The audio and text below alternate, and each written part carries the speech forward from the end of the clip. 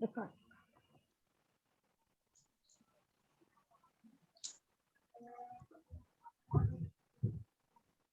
I'll just sharing my screen. Sir, can you make it as a slideshow, Yes, sir? I'll be doing that. Yeah, Now it's okay, sir. yeah, it is okay, right? Yes, sir. Yeah, a very good evening, good afternoon to one and all, and thank you, ma'am, Indira ma'am and Uma ma'am for inviting me for this particular session. And Thank you, today's sir. And out of your busy schedule, you have accepted our invitation and immediately accepted. And I should say thanks to Dr. Sir also for introducing us to us. Thank you so much, sir.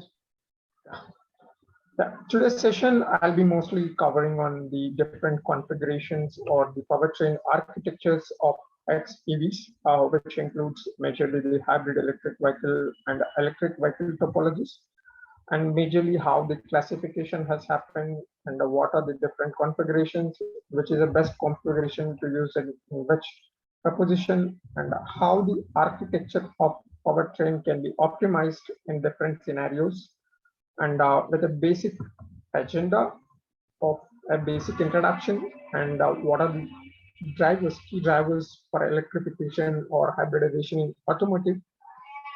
Then we can have a discussion on hybrid electric vehicle and its classification, and we will be closely discussing more into the architecture and different configurations of hybrid electric vehicles, and electric vehicle basics and its architecture, and what are the requirements for this particular architecture, like what is the requirements of propulsion system and what exactly propulsion system consists of, what are the different components which includes in the propulsion system, what are the main components, how to select those propulsion system components we will discuss, and then we will discuss on the challenges with respect to EV and HEV, and then we will have a conclusion. So the basics of automotive solutions, if you see in the market, the existing automotive solutions are here. So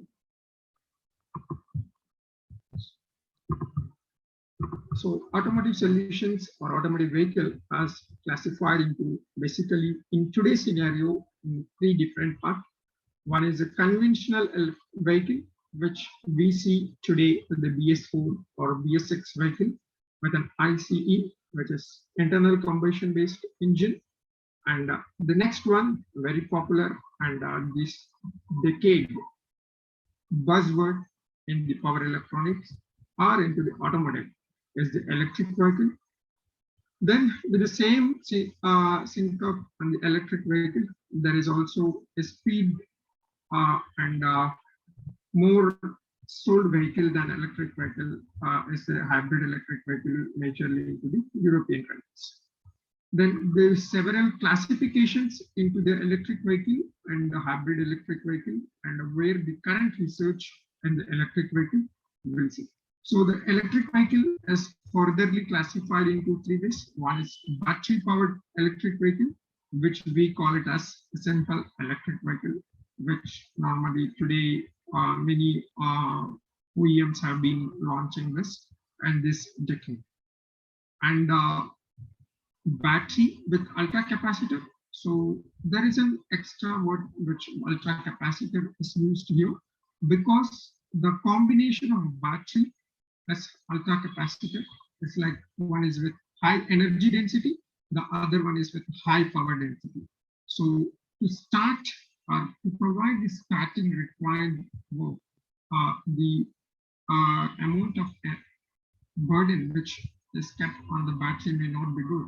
So the researchers have been found some of these combination of battery with ultra capacitor or battery with fuel cell to extend the what do you call the duration of time or duration of energy, extend the duration of distance.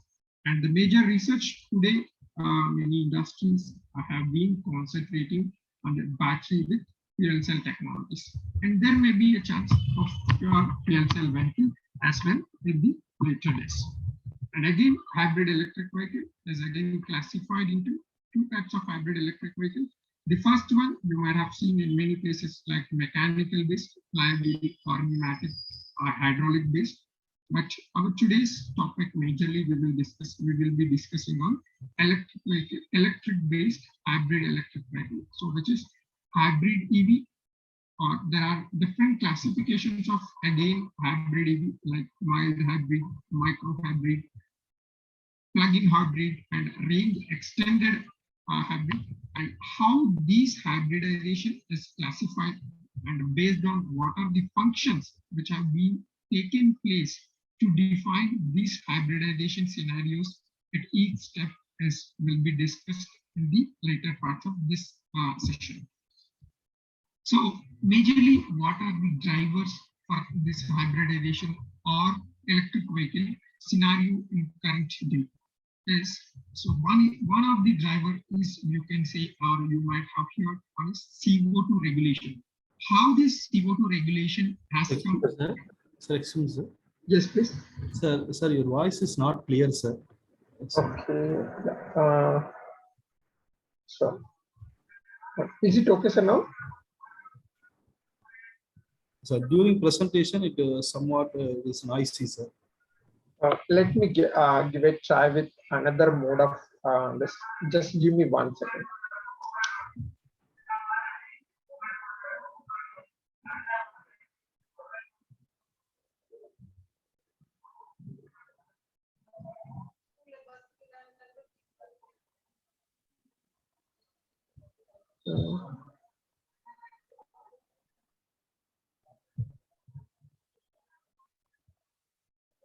Sir, is it okay now?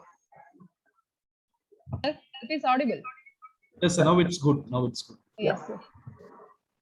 Yeah. Okay. Yeah. If anything with my audio, please let me know, because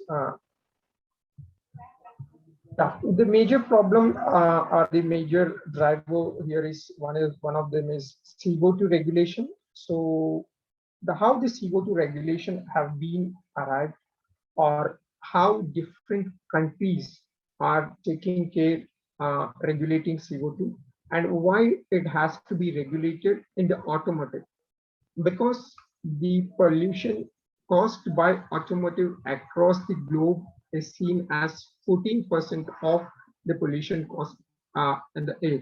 So each country has been specifically maintained, has a limitation on the requirements. Like if you see in the European countries, they have kept a regulation by 2021, the CO2 should be limited by 95 grams carbon dioxide per kilometer. And if they are not going to keep this in the OEM requirements and produce the vehicle, there will be a heavy fine will be indicated onto that particular vehicle.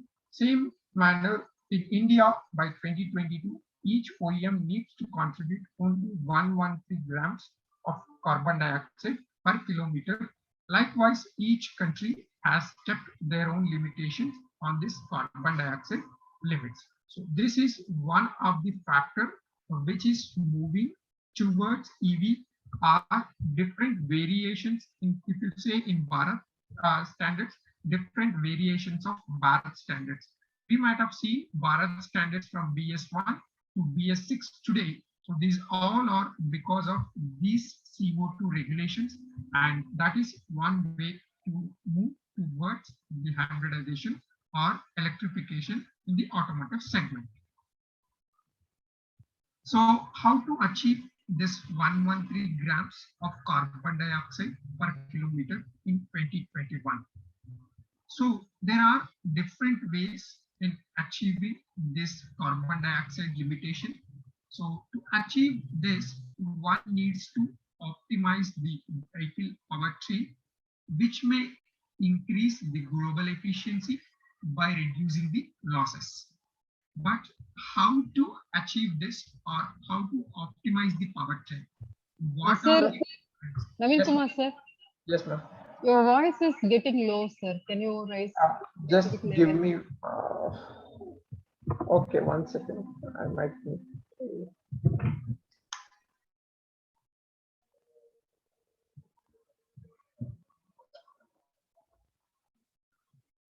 Ma'am, just give me 1 minute. I'll be trying to log in with other account so that it may help us. Sure, sir, please.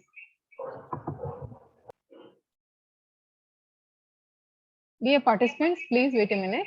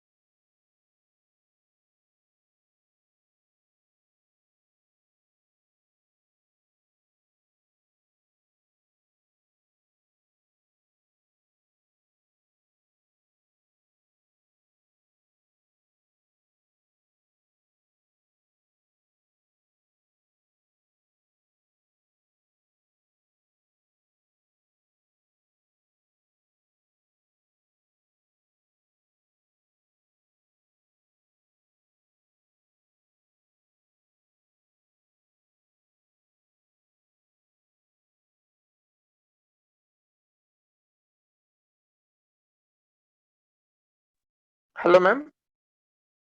Now, okay, sir. Now it is Please? okay, right? Yeah, Yes, I sir, have just now okay. added from the other device. So that Professors, is- is it okay now?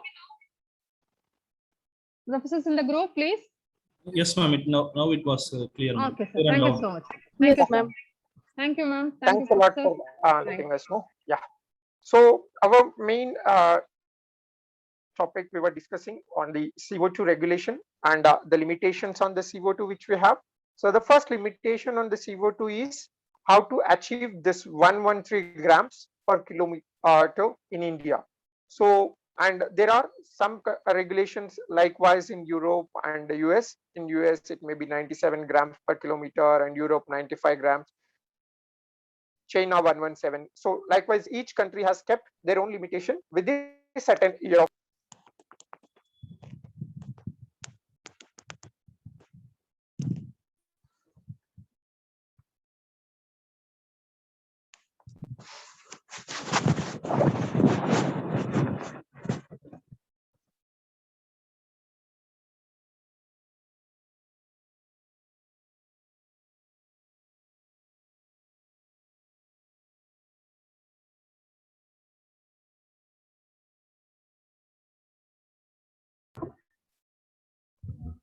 Sir, Naveen, sir, Yes, Yes, ma'am. ma'am.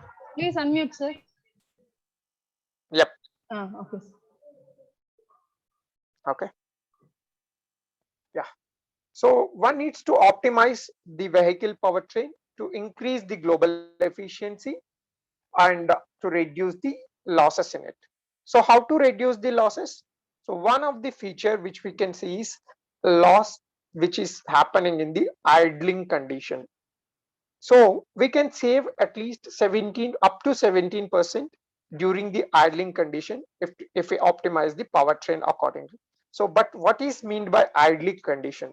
So idling condition is nothing but when your vehicle is stopped in a traffic signal and the vehicle engine, if the engine is consuming the oil or the energy from the battery or from the engine, uh, then it is the amount of energy waste should be reduced at this mode. So when vehicle is stopped in any condition, it should not consume any power from the engine. So by making the idling state, one can achieve up to 17%. And if you see the recent vehicles like what do you call Activa 6G, where they have claimed that around 6% of energy can be saved during this idling state. And when you have the accessories operation, you can save 2%. And likewise, if you have the friction and slippage, you can save up to 5.6. So these are the different ways of energy wastage in the powertrain. And when you are going to optimize these components, what are the vehicle dynamics it will change, and what are the dynamics which needs to be taken care during this point is aerodynamics and your rolling resistance, which is the resistance between your tire and the ground of the vehicle, and your vehicle inertia and internal frictions. So these particular things will be directly affected when you're optimizing any component in the powertrain in your vehicle. So when you are optimizing this, one needs to take care so indirectly proportional to this particular components as well. So what are the roadmaps to reduce these CO2s in OEMs? So one, there are certain factors which are like vehicle. So at vehicle level, one can reduce the weight and the aerodynamics improvement or the tires improvement. And in the engine, one can reduce by downsizing the engine or reducing the exhaust gas recirculation and gas direct injection or variable valve timing. But our main motto is to reduce by electrification. So there are different electrification topologies, which may be micro hybrid or mild hybrid, or at the hybrid level, or by using the extended battery with respect to plug-in hybrid vehicle or electric vehicle.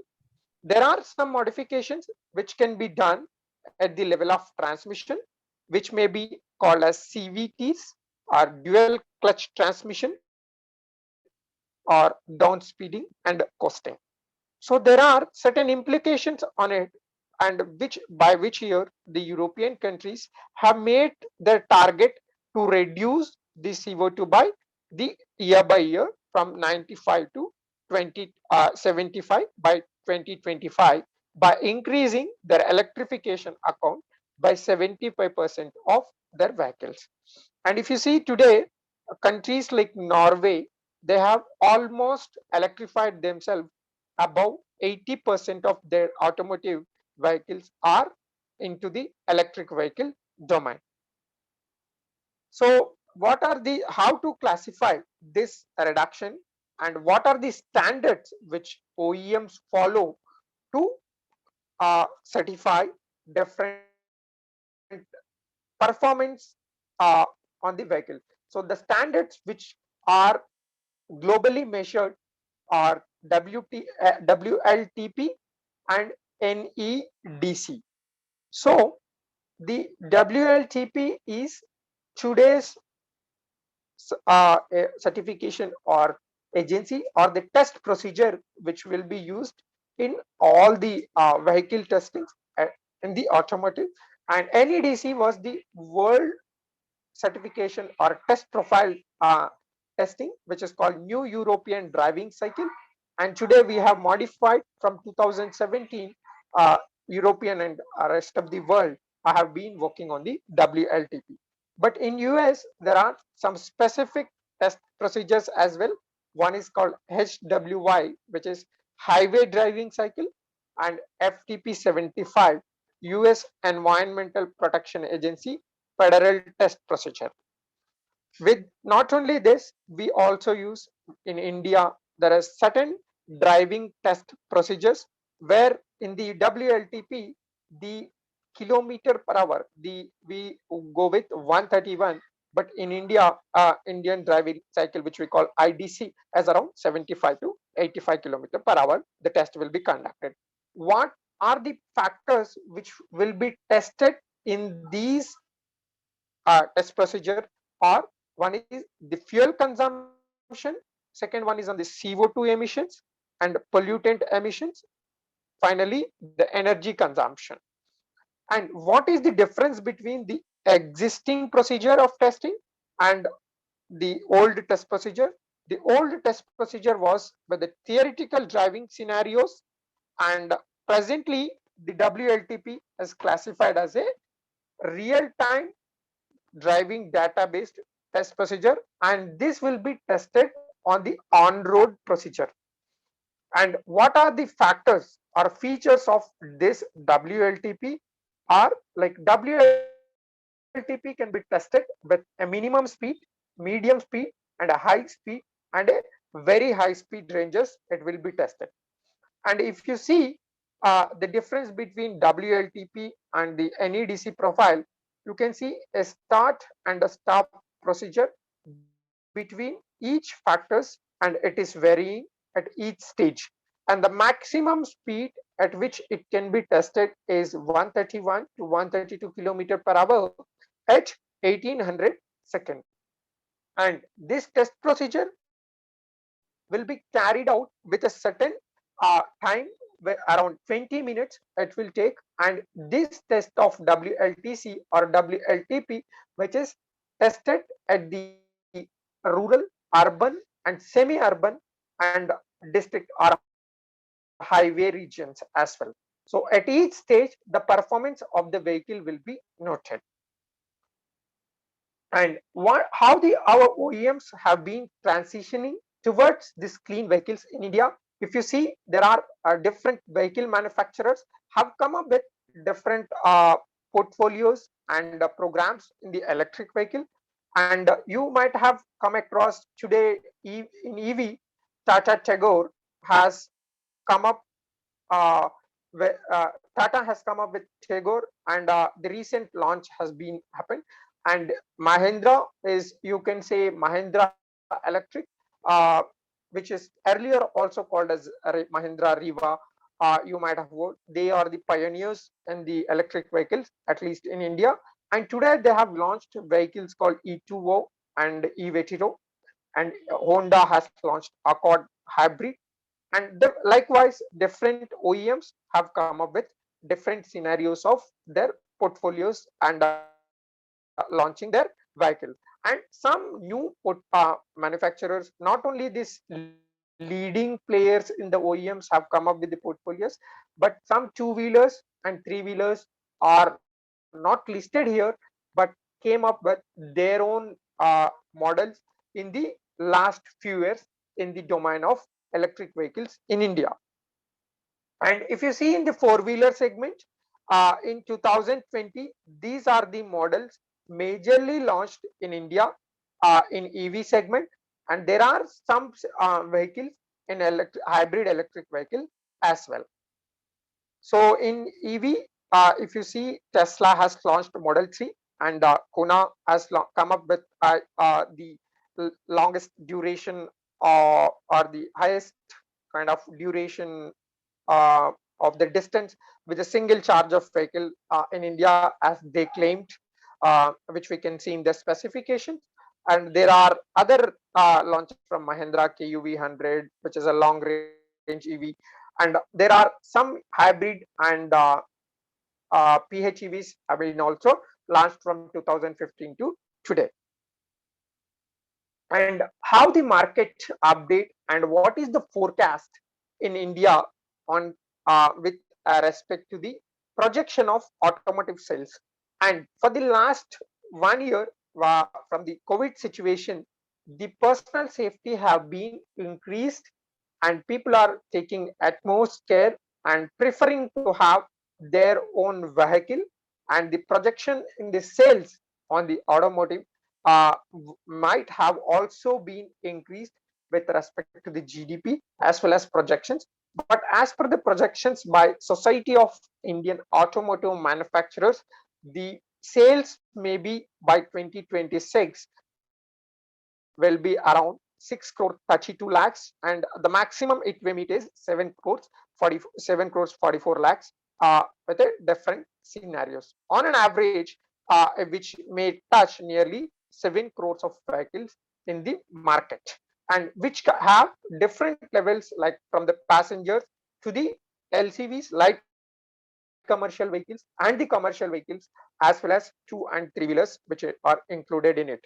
And there are some situations where the Indian government is providing subsidy with respect to the FAME 1, and today FAME 2 is existing, and many OEMs have been quoting the FAME 2 requirements, and the sales may also increase and reach new level of numbers with compared to this projections. And how now coming to the classification of electric vehicles, how the electric vehicles have been classified, and how the electrification is going to be at each level of the requirements. So if you see, from mild hybrid to fuel cell electric vehicle, it is the electrification in the powertrain will be increasing. The mild hybrid have the least or very simple placement in the powertrain without changing major modifications. One can do the mild or micro hybrid requirements. But when you go for hybrid or power plug-in hybrid or battery electric vehicle or in the fuel cell electric vehicle, there are a lot of modifications in the powertrain. Architecture has to be modified to meet the requirements of the vehicle or the customer requirements. So how this electrification is being happened, and what are the functions to be classified into this electric vehicles, we will see. And if you see worldwide projections in the requirements of hybrid electric vehicle, so from the y-axis, you can see the millions of cars and the sold year from 2004 to projection by 2025. So there will be a lot of share which is going to happen in this region. Fully hybrid and 48-volt mild hybrid architecture will play a crucial role in developing the EV across the globe.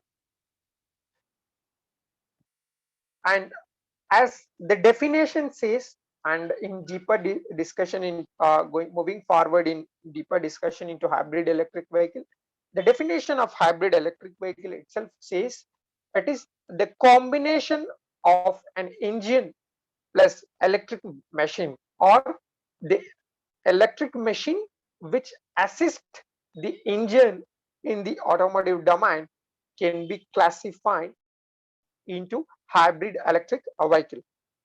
So the first commercial hybrid electric vehicle you can see here, which is Toyota Prius, which is the first commercial hybrid electric vehicle, started in 1997, and till now Toyota has sold more than 11 millions of cars in the hybrid domain.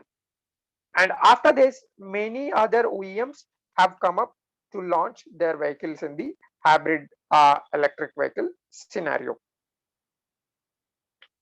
And what are the different components which differs when you talk about the architecture from the conventional electric vehicle to an hybrid electric conventional automotive IC engine based vehicle to an hybrid electric vehicle?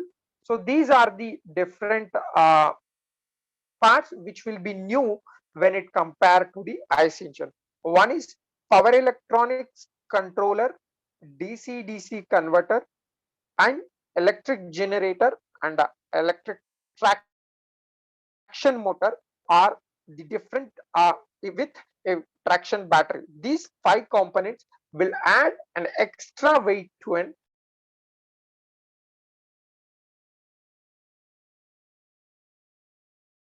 so this will make you the new paradigm of hybrid electric vehicle in the architecture.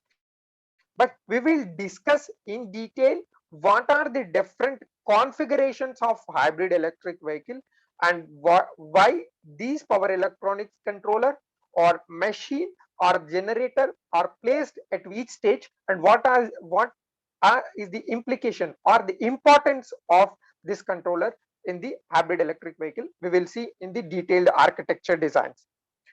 And the features which any hybrid electric vehicle needs to contain are: one is idling stop. As I discussed, idling stop is nothing but start stop system. When a vehicle is stopped in any traffic situation, even though the engine is on, it should not consume the energy from the battery or consume the energy from the engine oil.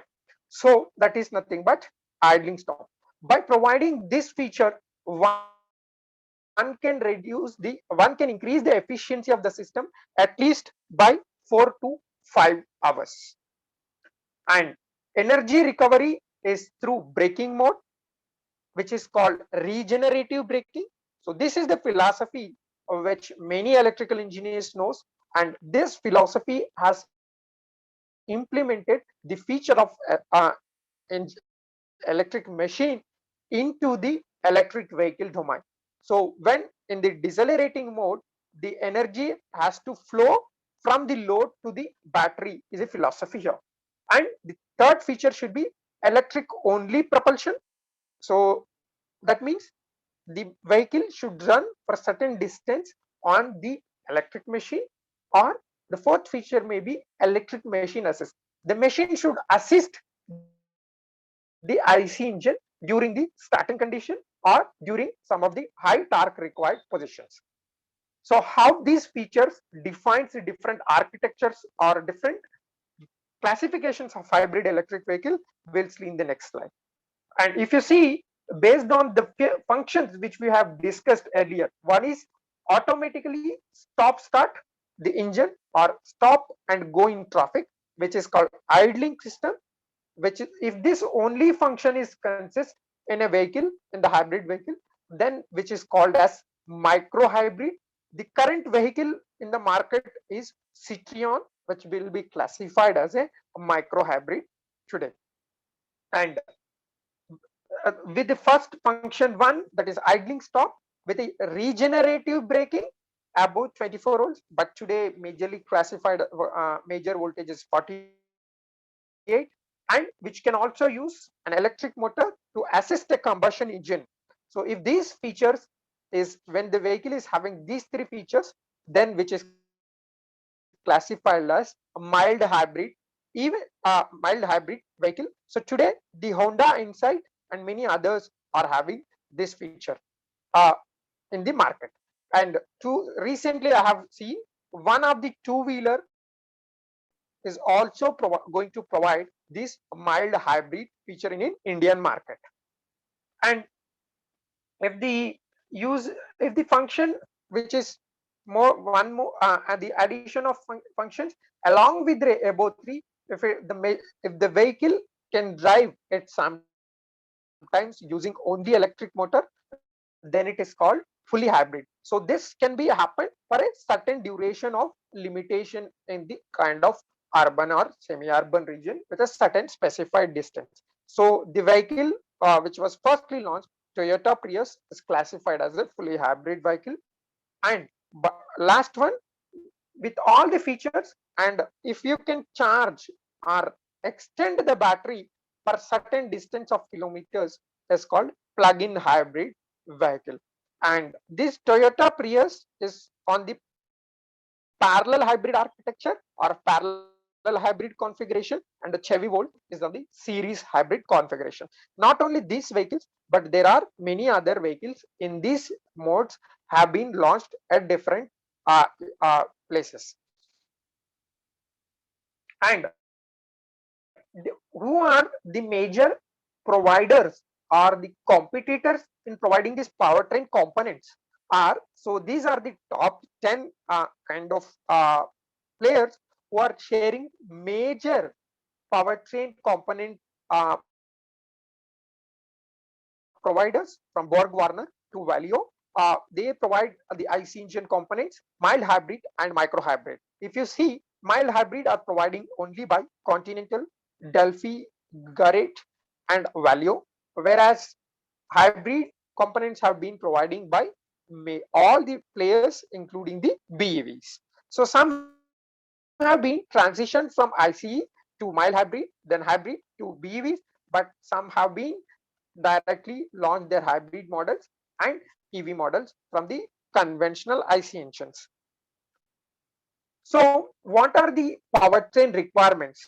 When we have to discuss about the architecture, how the architecture of a powertrain should be there, what it needs to configure or what it needs to carry.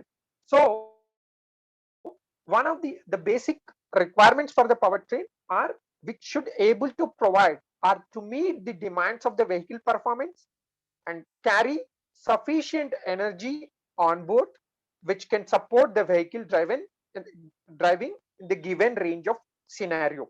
It may be any of the driving scenarios, and which should also able to demonstrate high efficiency, and which should able to emit few pollutants.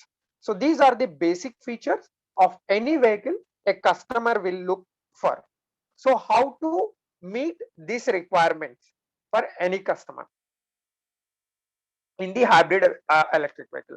And when we see the powertrain of hybrid and its functionalities with respect to when you have two sources, the maximum base of power conversion can happen in these scenarios are 9 ways.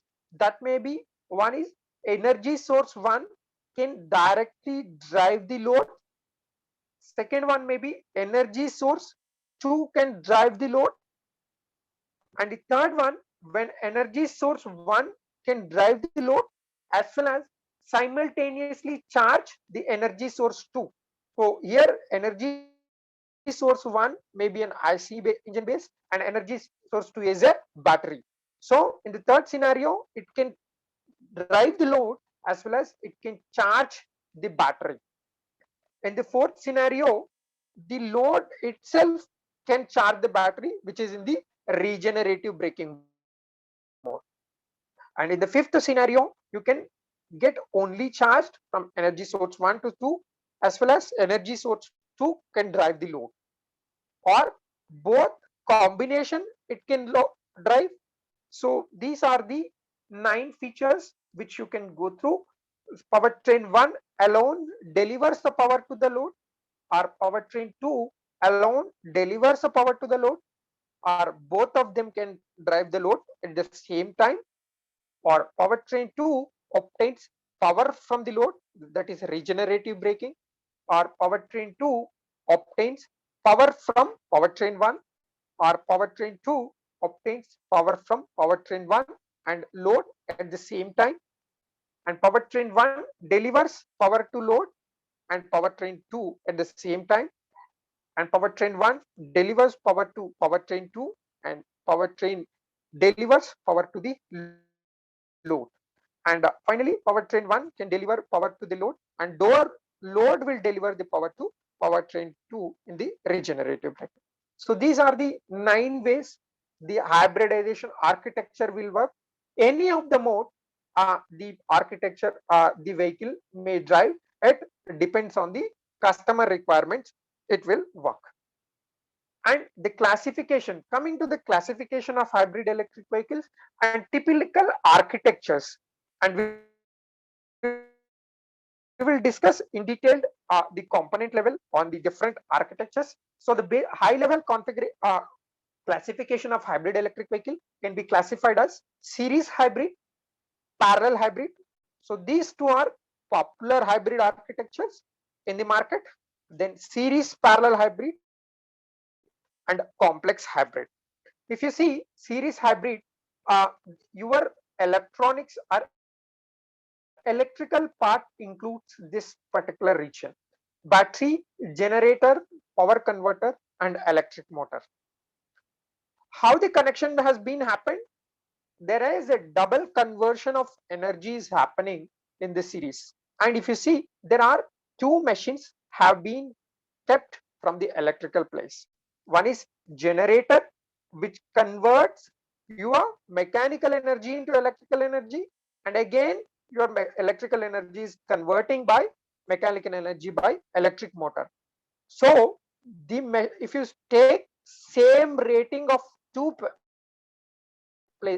architectures like parallel hybrid and series hybrid. If you see the parallel hybrid, it is directly connected with the transmission from the IC engine and the electric motor. So both of them are combined at the transmission only. Whereas in series, the IC engine connected to generator through power converter. So always the direction may be either battery, power converter or electric motor, or fuel tank, generator, power converter and electric motor. Electric, so always the transmission is driven by electric motor in the series architecture. Whereas in the parallel architecture, it may drive with the IC engine or it may drive with the electric motor, or both of them simultaneously can drive the transmission. But if you see the same configuration of two vehicles, the weight you can see in the hybrid of series may be high when you compare with the parallel, because of the extra machine kept in the architecture. And in the series parallel architecture, so there is an IC engine directly connected to the transmission, as well as there is a generator also placed in the system. And in the complex, there are three machines will drive the transmission here. And this is very complex, which has been not placed in any OEM. And this may be used in the commercial vehicle like bus. And coming to in detail how this series hybrid powertrain will work. So if you see in the series hybrid, there are different modes of operation can take place here. So one is like, if you see our major concentration as an electrical engineer or a power electronics engineer lies here.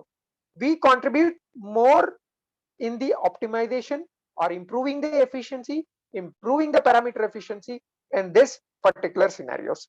Like from engine, it is connected to the generator, like mechanical energy is converted into electrical energy, thereby a rectification is happening to stimulate your DC bus voltage. Then either the energy is transferred to the battery or the energy is used to drive the traction motor and transmit and drive the wheels. So that may be depends on the vehicle control unit instructions given. Based on the instruction given by the vehicle control unit, this particular power electronic controller or motor controller will work.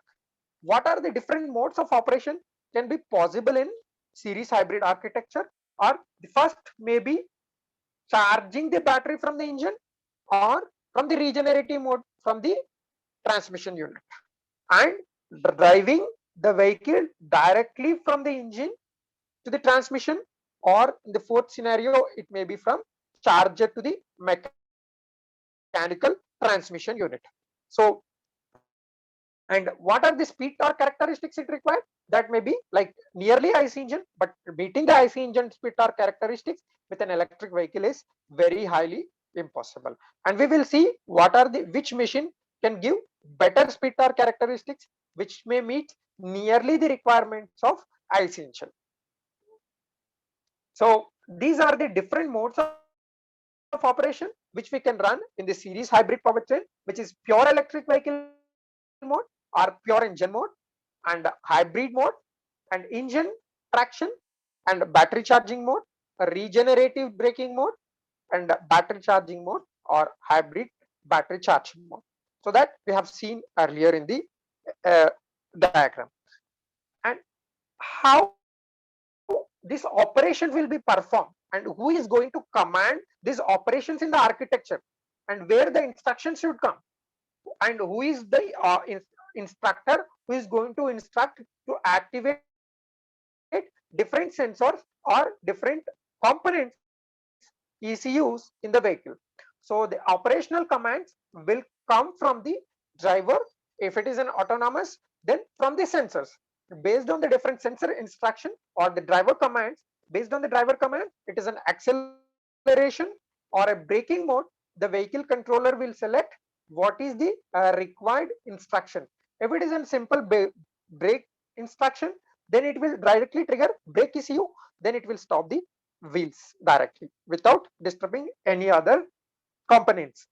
automatically when this brake instruction is sent, then the other instructions on the motor controller, ultimately your PWM signal or the PWM signals to motor will be stopped to brake this particular or stop the wheels. And when instruction to accelerate, so the vehicle will send the instruction to the engine controller, thereby it also sends the instruction to the motor controller simultaneously.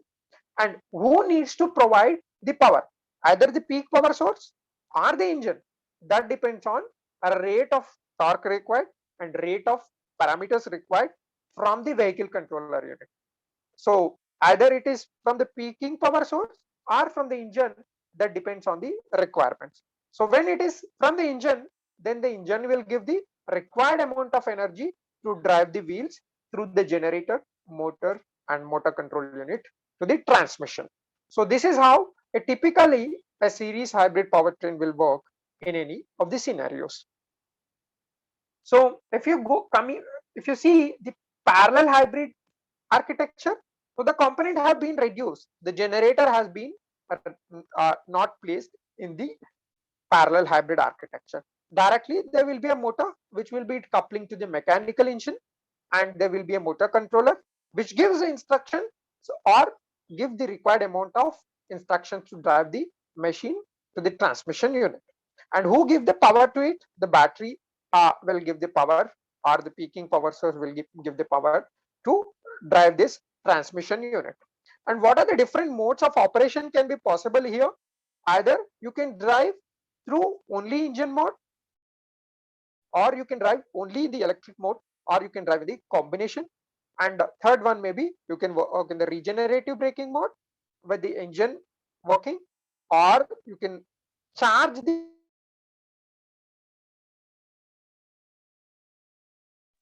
So these are the different scenarios of requirements in the parallel hybrid architecture,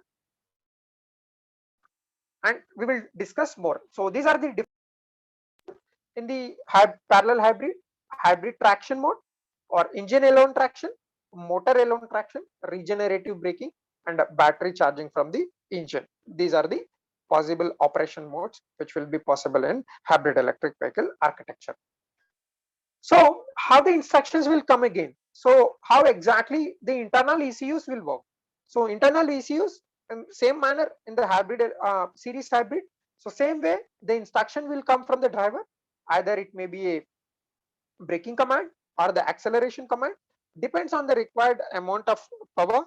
The energy may be given by either engine or the motor controller, or the combination of both to run the transmission unit and the wheels finally. So how the control scheme of this parallel hybrid will work? So in detail, if you see, the accelerator pedal's position signal will give the instruction to the vehicle, or the brake pedal signal will give the instruction to the vehicle controller. So based on the instruction given by the driver or the sensor, so the instruction may go like this. So when it is an accelerator pedal or a brake instruction, either the instruction will go to the engine power command as well as motor power command, thereby the engine controller or the motor controller, then engine and motor finally drive the transmission or driving wheels, or it alone can from the wheels the regenerative braking may happen again to the motor controller unit.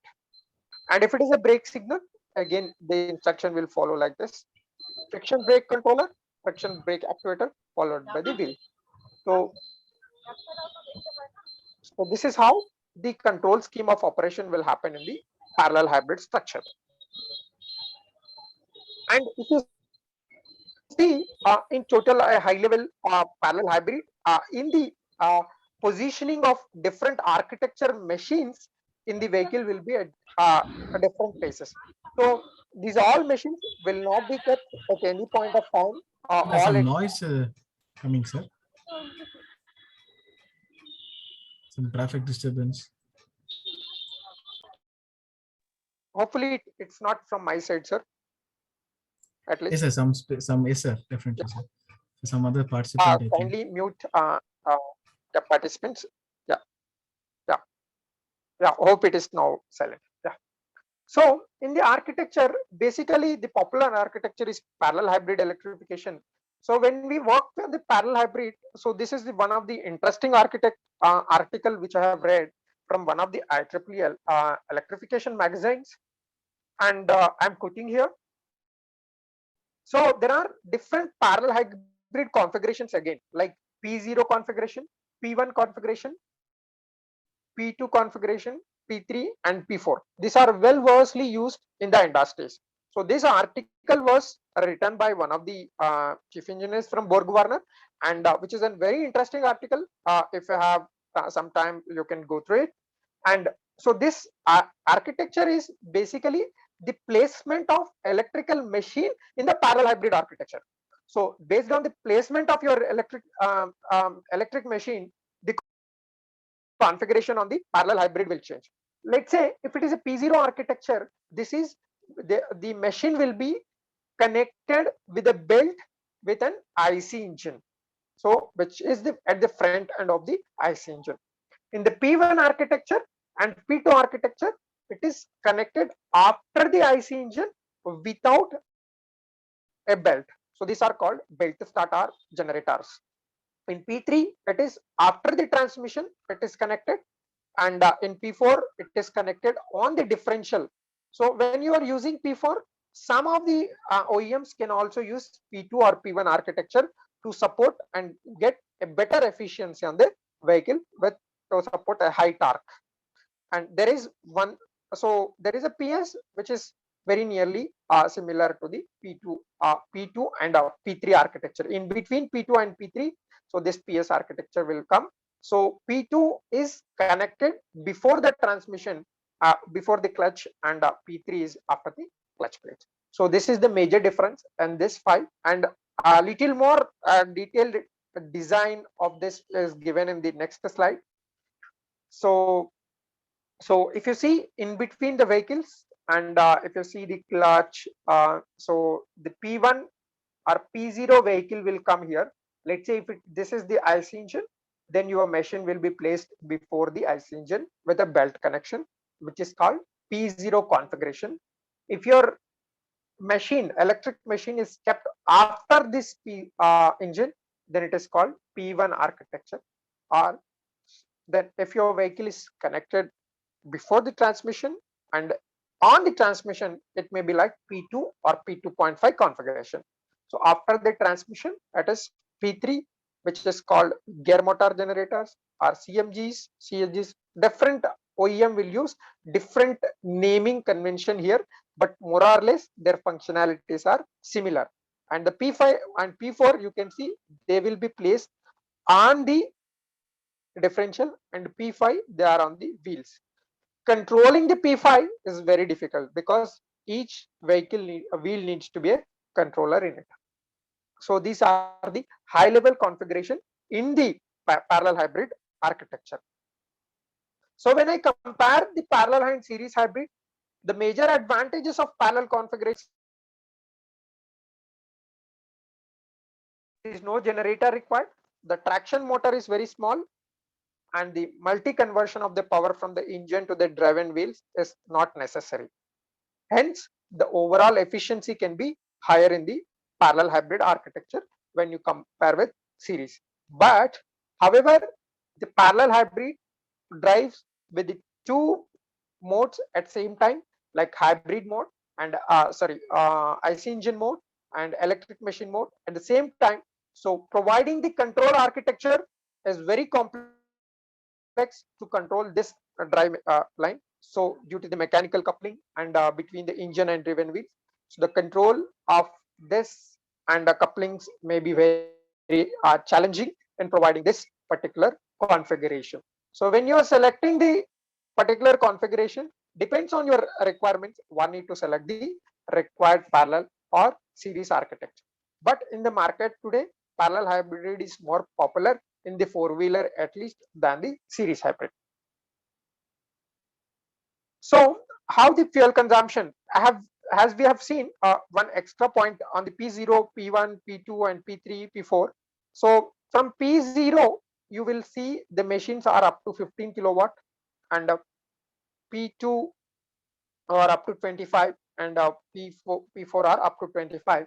The fuel consumption improvement or the efficiency may improve with respect to each architecture by this percentage. So again, this is quoted from the IEEE Electrification Magazine, same article. So this is the improvement. But today, the OEMs can also quote, are also quoting up to 25% of efficiency. Some OEMs are showing at the different architecture configuration with this particular machines. So if you are coming to plug-in hybrid electric vehicle, from the hybrid electric vehicle, there is an extra component. When you see from IC engine, we have discussed on the power electronics controller, DC-DC converter, electric generator, and there is a traction battery. But when you come to plug-in hybrid, then you will have a extra charge port and onboard charger when as an extra to your normal hybrid electric vehicle. In normal hybrid or a mild hybrid, you cannot charge the vehicle, but in plug-in vehicle you can charge. That is called, you can extend some of the range of your vehicle with your only electric propulsion mode. So these are the levels of hybridization which company has done at which place. So the vehicle machine with less than 3 kilowatt with 12 volts can support start stop function. So these are the vehicles which are there, and the machine with 5 kilowatt with start stop plus regenerative braking, the micro hybrid with 5 kilowatt, and machines with 15 kilowatt up to 100 volts will support the boost, regenerative braking, and the start stop function. These are the different vehicles, and these are the different players working in the mild hybrid. And machines up to 50 kilowatt greater than 200 will provide these 4 features: boost plus electric drive with a limited speed range of distance, fully hybrid, and the electric drive only, plug-in hybrid, and fully electric. These are the different ranges of the vehicles with different power capacity and different battery capacity, and voltages are indicated in this slide. So what are the challenges in the hybrid electric vehicle, and where the researchers or OEMs are looking for it? So however, if you see from the high level, the technology seems good, but there are some disadvantages in it. One is the limited drive range due to the shortage of energy storage on the board batteries, which is onboard batteries on the vehicle capacity you cannot increase after a certain level, and the limited payload and volume capacity due to heavy and bulky batteries and longer battery charging systems. So these are the different challenges which are existing in it. And coming to the EVs, and these are the different timelines which has come up in one of the report from the Deloitte, and which is very good report, which showcases which company is invested in the EV and what is their investment in it and what is their portfolio when they are going to launch their EV vehicle in the market. And this is, if you see Toyota, they are collaborating, having a joint venture with the BYD. BYD is the world's one of the largest battery providers, and and they have the strategy like this. If you see, JLR has invested 1 billion, Tesla. So at each stage, 2021, BMW and Toyota. So each stage, each company is investing, and they have very straight vision, and the investment, how much they keep, and what is their aim, and what are the sales they are going to target in the market today. Like Fiat, if you see, 30 new battery powered or hybrid electric vehicle models by 2022, and 60% of their cars provided are in the European region are hybrid and fully electric they have planned. Likewise, VW, Volkswagen, 25% of their global sales to be electric, up to 3 million BEVs annually by 2025. So these are the strategies of each organization, and these are the major OEMs which may not cover all the OEMs across the globe, but these are the players and high-end models which they releases every year. And hybrid electric powertrain, if you see the high level architecture of electric vehicle powertrain, if you see the high level architecture, it will be like this. In the here, if you see, there is no IC engine, or you will or the other components which are associated with IC engine. The complete powertrain architecture will be replaced with a power electronic converter and an electric machine assisted with a power electronic converter, which will drive the transmission unit here. And the associated components for this powertrain are a charger, which is an onboard charger, which may be sometimes directly connected to an offboard charger as well, and the required power factor correction circuits, and DC-DC to stabilize and charge the battery.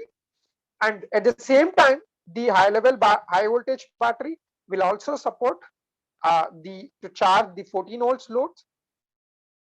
And there are some loads other than the actual propulsion machine. There are some other machines which will support for the cooling or electrical compressors and other requirements. So the power will be derived for these auxiliary battery, you can see here, is also from the electric high voltage battery only. So this battery power, this high voltage battery level depends on different OEM. It may be 48, 96, or 400, or 800, 600, depends on the machine, and depends on the vehicle dynamics. It will change. So what are the major components which we can see? One is the propulsion components, and the other one is battery charging ecosystem, and third one is the auxiliary ecosystem over here. So how these propulsion components will work, and how to select these propulsion components. So if you see, the reduction of components are heavily changed. Only power electronic controller, DC-DC, onboard charger, a charge port, and transmission traction battery pack is involved in the vehicle with an electric traction machine in it. So how the EV configuration will work? Same way like hybrid. So you will see an instruction from the driver. Either it is a brake instruction or an accelerator instruction, which will go to an electric vehicle controller unit. From there, a bidirectional data will be transferred from electric vehicle controller to the electronic power converter or power electronic converter. And so based on the instructions given, either the vehicle controller unit simultaneously speaks with power electronic converter and energy management unit, or which we call as a BMS, to support the required amount of power which required to drive this machine and the required speed and torque. So there are two energy subsystems which we can see. This is a high voltage battery subsystem and the auxiliary battery subsystem, which supports the power steering unit or the climate unit or the cooling circuit and other requirements in the configuration. So what are the different configurations in the EV, which includes if you see, there are different configurations of EV. From here we can see so here we are working before the transmission, and some configurations you can directly walk on the transmission, directly you can drive the wheel, and you can reduce some of the components by increasing the efficiency. But there are certain challenges on the control topologies which may require high level requirements. Like in the first configuration, if you see, there is a motor with a clutch, then gearbox, and a differential. When it is changed from A to B, there is no clutch, it is directly machine plus fixed gearing with a differential. And in the third configuration, all these three components have been placed on the transmission unit. And in the fourth, they have eliminated the differential and it has come fixed gearing and motor. And in the fifth, the fixed gearing has kept in the wheels, and the fifth completely equipped the machine in the wheels itself.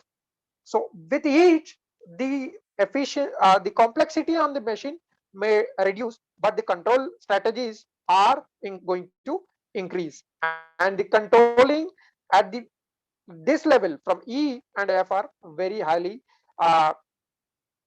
required a sophisticated control topologies to work on this principle. So this is the latest researchers who are working on this, and these modes you might have seen in the automatic transmission unit, even not maybe in the electric, but already in the IC engine modes.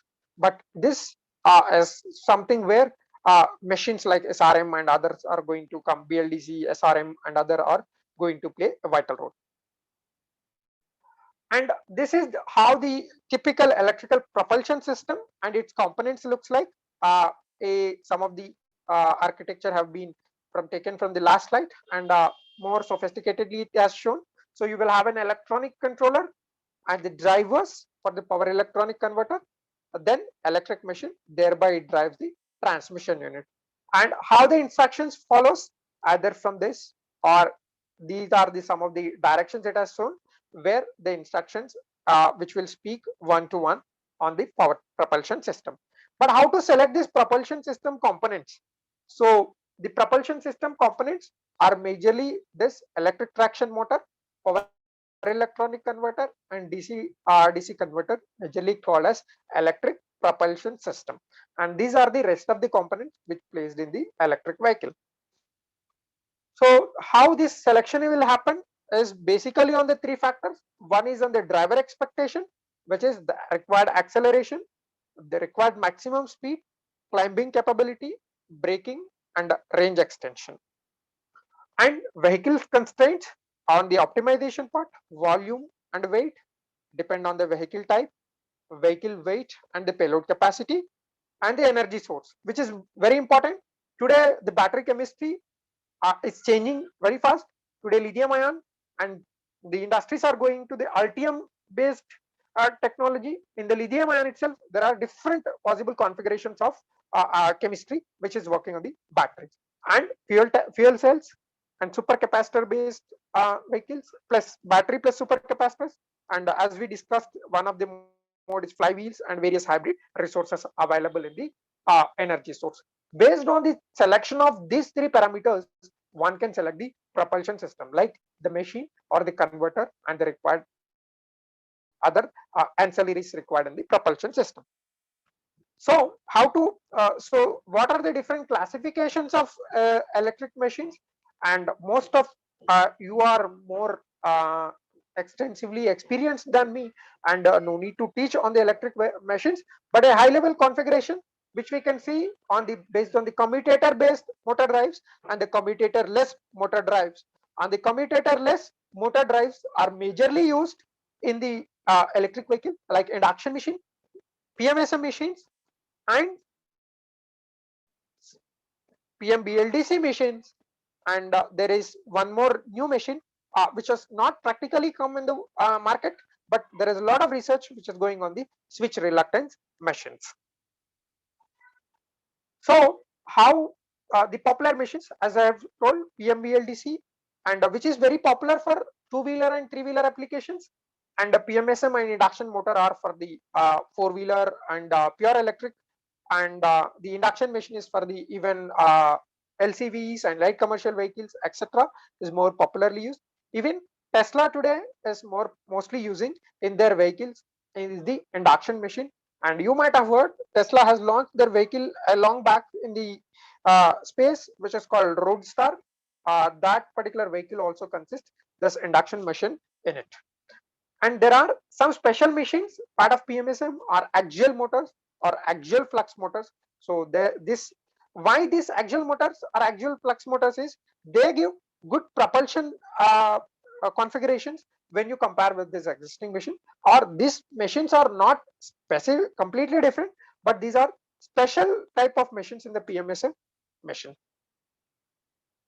So how the electric machine will be selected? So the requirement of electric vehicle in EV or hybrid vehicle are based on these 5 requirements. First one, as we discussed, which we should have a frequent start and stop operation. At this scenario, it should give a good performance. Then high rates of acceleration and deceleration, and various requirements of acceleration and range of acceleration of decelerations it should cover, and during the high torque and the low speed during climbing, and a low torque and high speed during cruising condition. So, and very wide speed of range of operation as required in the machine. So based on these 5 factors, we will select an machine in required vehicle. So a typical IC engine characteristics are like this. As I said, at high torque and low power during the starting, or with a low speed, and a low torque and a high speed and high power consumption at the high speed. So, and a typical operation with a specific fuel consumption you can see is here, and with a medium of at the power range at the medium powers and medium speed. So to match exactly this kind of IC engine scenario in electric vehicle is very highly not possible. So to meet this, and when I compare the IC engine and EV characteristic, the first gear, the characteristics are like this, and nowhere of my electric machine are meeting this requirement. And if you see the speed ratio, with speed ratio less than 2, which is of BLDC machine, this is the performance. And with a speed ratio with 4, induction machine has this performance, which may meet certain requirements of your IC engine. And with X is equal to 6, which I have told the very good, and which can meet the requirements of IC engine is SRM. But the controlling of SRM is very difficult when you compare with induction machine and the BLDC or PMSM machine. So when you select an induction machine, a high level features which induction machine may have is mature technology. There are a lot of control topologies available in it, and while lightweight in nature, when you are going with an increase in the power capacity, the induction machine size will decrease when you compare with the BLDC or other machines. And the cost of the machine is less since it is matured, and the high efficiency when you compare with others. But when you see the PMBLDC, which has more better features than the induction machine, but there are certain disadvantages with respect to it. One is the cost and the magnetic demagnetization, and there are frequent inverter failures in the BLDC drives, which are lacking when I compare with the induction machine. So in between, when I compare these two, so both are having certain common factors, but if you see, the best power factor in induction machine which you can achieve is 85%, but whereas in BLDC UPF you can see, and magnetic and conduction losses can be reduced here, but IR square losses can be minimized with an inverter control in the BLDC. Machine size increases with the losses. Machine size increases, losses may not necessarily grow here, but in BLDC, if the machine size is increasing, the magnetic losses will also increase, because the magnetic size will also increase in the machine. And the complexity in the control and achieving stability over entire speed torque is very difficult in the induction machine, but that can be happened in the BLDC machine. So depends on the requirement. With a high power rating, if we can prefer induction machine than the BLDC. With a low power rating, BLDC is preferred over the induction machine because of their particular advantages and disadvantages. But there is special machine which I've told, which is making a recognition in EV and HEV application, basically in the direct derivatives like single stack variable reluctance stepping motors. So advantages are like simple construction, low manufacturing cost, as I shown you in the characteristics, which has an outstanding speed or characteristics of the EV. But the difficulty is in the machine construction, the pole slots, and the mechanical shock and vibration, and the sensors and the reliability issues are very high, and the control topologies are not stabilized or vastly available for the switch reluctance motor, which directly can be used in the EV and HEV. There are topologies, I'm not saying not there, but which can be directly adopted to EV and HEV are not suitable according to the current OEM requirements. So this is one of the latest research areas where EV and HEV researchers are working. And there are certain control topologies which are classified and popularly known in the sensorless control for SRM, or like phase flux linkage based method, or phase inductance based method, or modulated signal injected methods, or observer based methods, or mutual induced voltage based methods. And these are popularly cited in different literatures, which are directly taken over here. And coming to the power electronics converter, which is another part of propulsion unit. So majorly three types of converters as popularly known. One is DC to AC converter, which is called motor controller or motor controller unit, and AC to DC converter, which is used for onboard charging, and a DC-DC is part of different stages of power conversion. It is used. There are some special type of converters in the DC-DC are used, resonant converters, or not only in DC-DC, but also in AC-DC or DC-AC are used at different stages with different efficiency to prove researchers are working on the different topologies of these particular inverter or rectifier configurations or DC-DC converter configurations. And but these converters designs are changing today with respect to the different semiconductor used in the power conversion. So till today, the most popular for the low power applications, low current applications, I can say, is silicon MOSFET. So, but which is going to be replaced very soon by gallium nitride devices because of its vast advantages like high band EV, wide bandwidth, or second one, high efficiency, where you can go for high switching frequency, which can reduce your component size in the component size in the overall product. And same way, IGBTs may be replaced by the SiC in the automotive at least. So these are the different frequency ranges, at least in the industry. People works like 100 kilohertz, 20 kilohertz, 500. 500 is very small in the SiC. People can go up to 600, and gallium nitride people can use up to 5 megahertz. But in automotive, till today, 1 megahertz is very commonly used. And these are the some of the material differences which are very common, not required to be discussed. And so how and where the current research on this SiC or gallium nitride is happening, and where is our power electronic configuration can be placed is here. So the benefits are this overall diagram. If you see in a gallium nitride in a system integration, so people are working on the high thermal stress, how to reduce this, and high switching frequency when you use. There are some EMI, EMC will be definitely going to be placed in it, and the passive components required to work with this high frequency switching is the other place the research is going on at this moment in the and especially in the automotive. Most of the hybrid electric vehicles may go with gallium nitride based converters. Some of the converters directly replaced with the gallium nitride. By 2023, many OEMs will adopt this feature. And in an electric vehicle, IGBTs modules may be replaced or can be replaced with silicon carbide based modules in it. So these are the high level requirements in the architecture and research areas. And the finally, as we are meeting the time, so the conclusion, there is a seismic shift towards a battery EVs underway in the global automotive industry.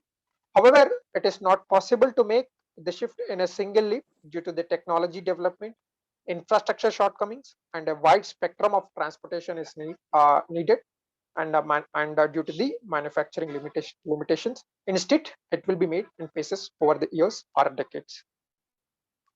And thank you. And if you have any questions, you are welcome. Thank you, Naveen sir. Participants can raise queries by unmuting yourself, or else you can ping it in your chat box, please. Any queries, please?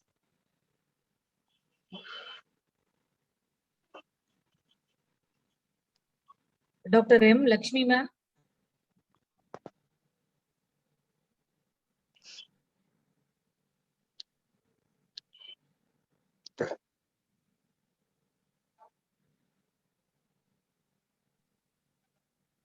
No queries, ma'am. Okay, okay, ma'am. Thank you. Thank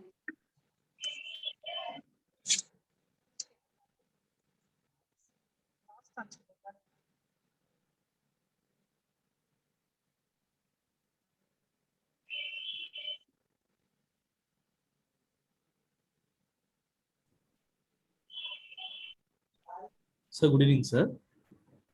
Yeah, please. Sir, actually, you discussed about serious and parallel configuration, different type of configuration. Yes, sir. Going for lot of conversion process, what about their efficiency, sir? Yeah, efficiency is a matter, sir, and especially in the hybrid electric vehicle. So the maximum efficiency, as I told you, in a hybrid topologies is maximum of 25% more when you compare with the IC engine. So that's what I quoted with the different vehicles, machine topologies as well. It is going to change. Like in the parallel configuration, parallel hybrid architecture, if you are going with P0, it may be maximum of 6% of high efficiency. And if you are going with P1 architecture, you may get around 12%. And if you are going with P3 and P4, you may get up to 18%. And latest, with the increase in the power conversion devices efficiencies, you may go up to 22 to maximum of 25% efficiency in the hybrid.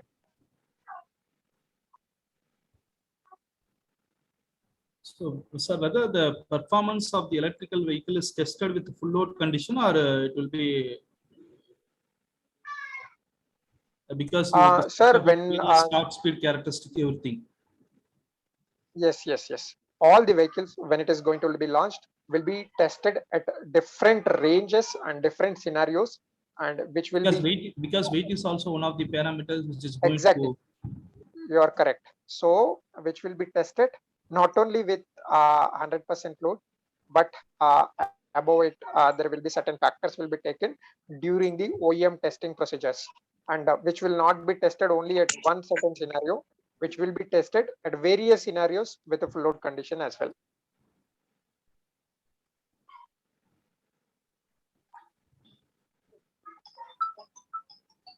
What are the steps they are following regarding the power quality issues? Because we are using power converters, we are having charging stations, everything.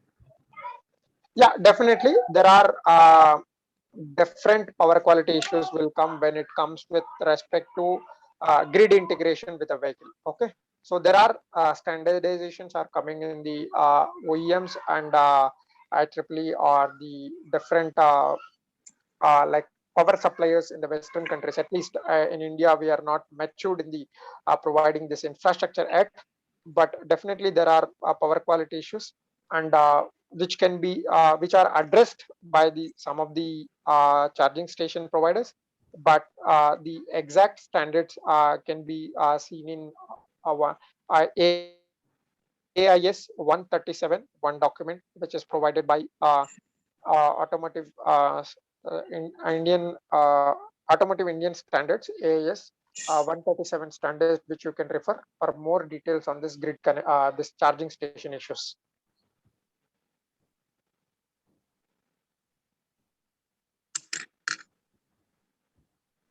Any other queries, please?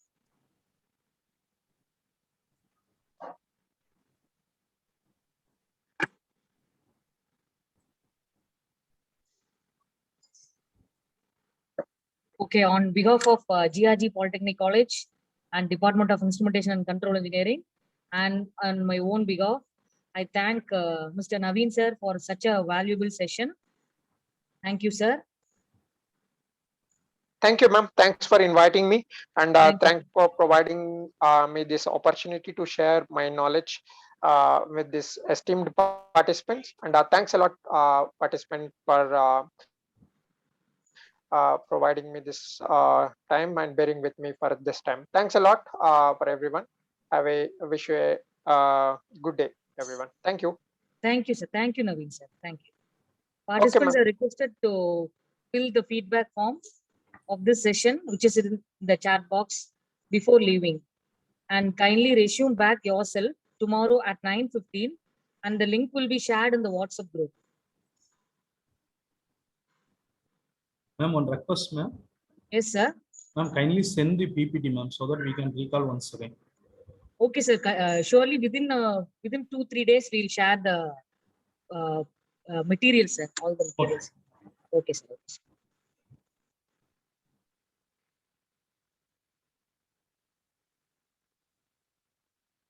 Before leaving the session, kindly fill the feedback. Ma'am, small request from my side. Yes, Can sir. you Yes, please, sir. I'm actually previous day sessions will be the uploaded and the previous week sessions will be the uploaded by the YouTube, man. They are also providing the links to the WhatsApp group. Okay. And that is very much useful to recall that every sessions. And it is my point of, my suggestions, ma'am. Surely, sir. We'll try to do the deal. Okay. And can you please possible to share every material to WhatsApp group? It is most useful. Sure, sir. Sure, sir. We'll try to provide. Thank you. Thank you so much. Thank you. Ma'am. Sir. Okay, sir.